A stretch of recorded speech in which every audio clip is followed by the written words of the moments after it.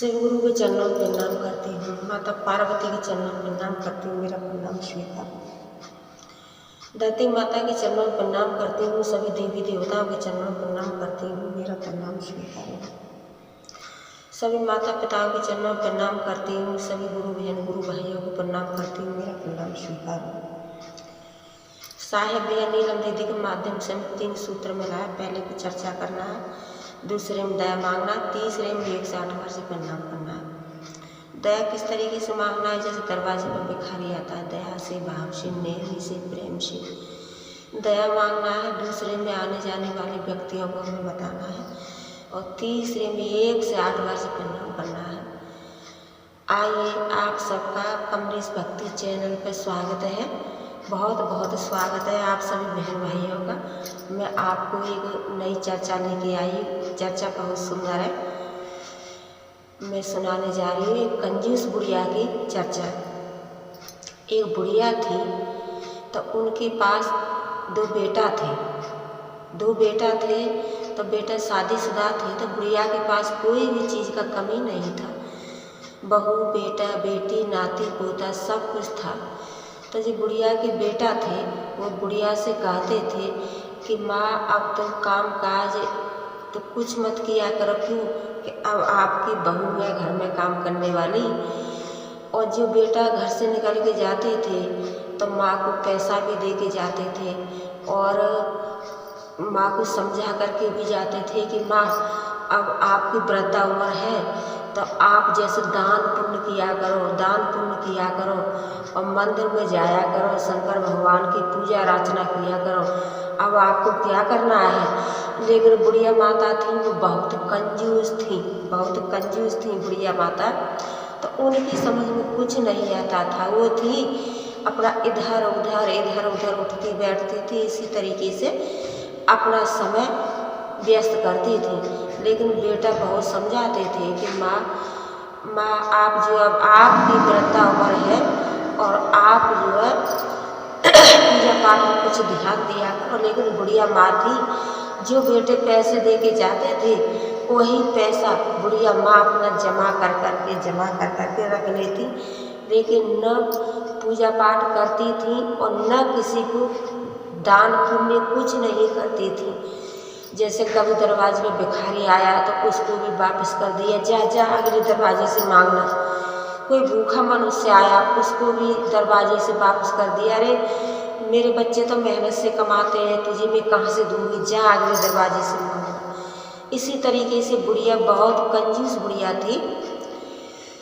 तो धीरे धीरे क्या हुआ कि बेटे रोज कहते थे कि माँ, अब आपकी वृद्धा उम्र है और आप जो है पूजा पाठ किया करो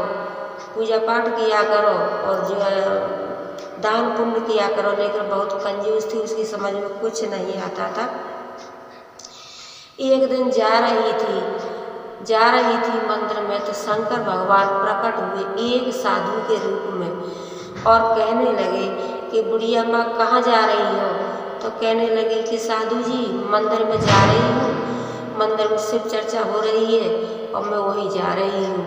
तो साधु जी कहने लगे कि अब वहाँ शिव चर्चा कहाँ है, अब क्या करोगी जाके, अब वापस जाओ, अब तो वहाँ शिव चर्चा खत्म हो गई। लेकिन बुढ़िया माँ फिर भी धीरे धीरे चलने लगी। तो शंकर भगवान की कृपा से क्या हुआ कि उन्होंने, यूँ कंजूस तो थी लेकिन उन्होंने और उसको आजमाया। तो क्या किए कि बुढ़िया आगे धीरे धीरे जा रही तो उन्होंने इतनी सी एक पोटली में और पैसा, सोना, चांदी, गहना बांध करके रख दिया। तो बुढ़िया ने उठा के और फिर मंदिर की तरफ ना गई, सीधी घर की वापसी चली आई।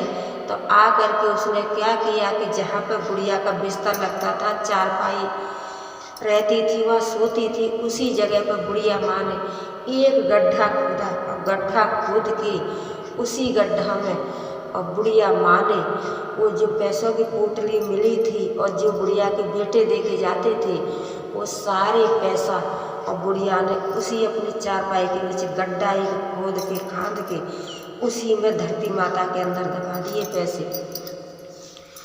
कुछ दिनों बाद बुढ़िया की मृत्यु हो गई। बुढ़िया की मृत्यु हो गई तो बुढ़िया ने दान पुण्य पूजा पाठ तो कुछ किया नहीं, तो बुढ़िया को जन्म मिला था किसका? बिल्ली का। बुढ़िया को बिल्ली का जन्म मिला, तो बुढ़िया थी वही आकर के जहाँ उसका रखा था पैसा दबा हुआ, तो वही आकर के बैठ जाती थी। तो बहू बेटा सब कहते थे कि बिल्ली, कहते हैं कि बिल्ली पे मसान रहता है, मसान रहता है।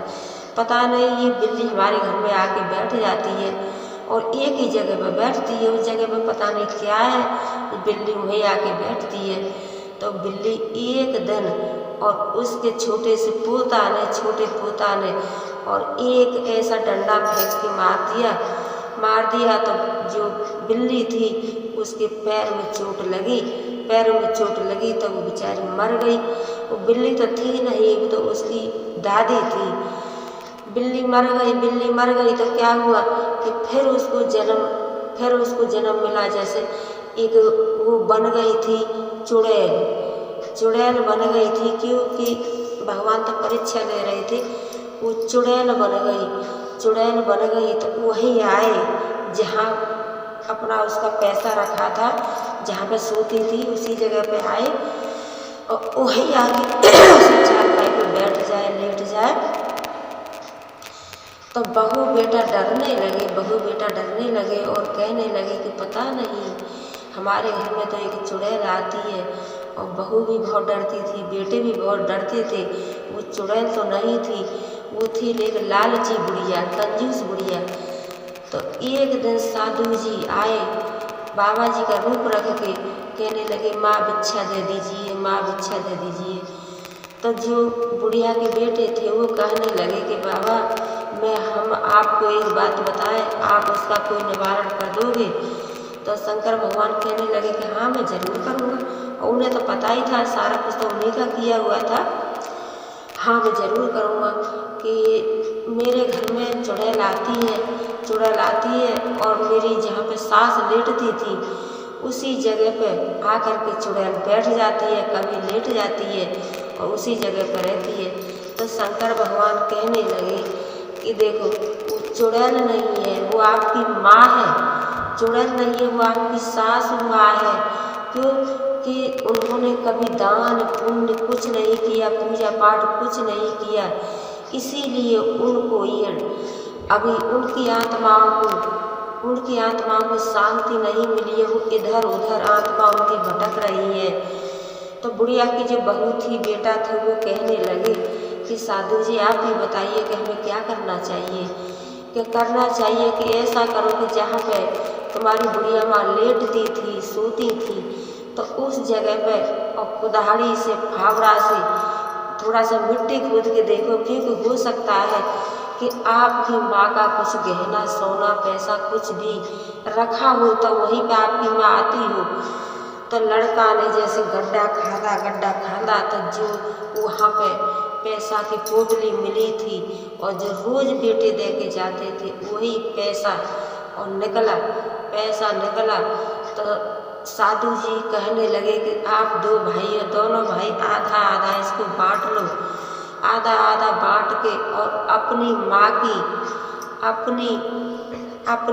के नाम से और दान करो, पुण्य करो, भूखे को खाना खिलाओ, प्यासे को पानी पिलाओ और इधर उधर पूजा पाठ करो। तब आपकी माँ के लिए संतुष्टि मिलेगी। अभी आपकी माँ के लिए संतुष्टि नहीं है, क्यों कि तुम्हारी माँ बहुत कंजूस थी और तुम्हारी माँ अभी इधर उधर भटक रही है। तो दोनों बेटे वही किए कि जो पैसा था उसको आधा आधा किए, आधा आधा करने के बाद और दान पुण्य करने लगे, भूखों को खिलाने लगे, भिखारियों को दान देने लगे और अपना पूजा पाठ करने लगे। जब उनकी माँ की आत्माओं के लिए शांति संतुष्टि मिली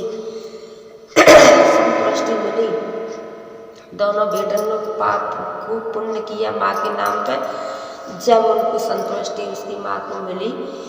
मेरी वीडियो को लाइक शेयर कमेंट सब्सक्राइब कीजिए और लास्ट में हर हर बोले ओम नमः शिवाय जरूर बोलिए।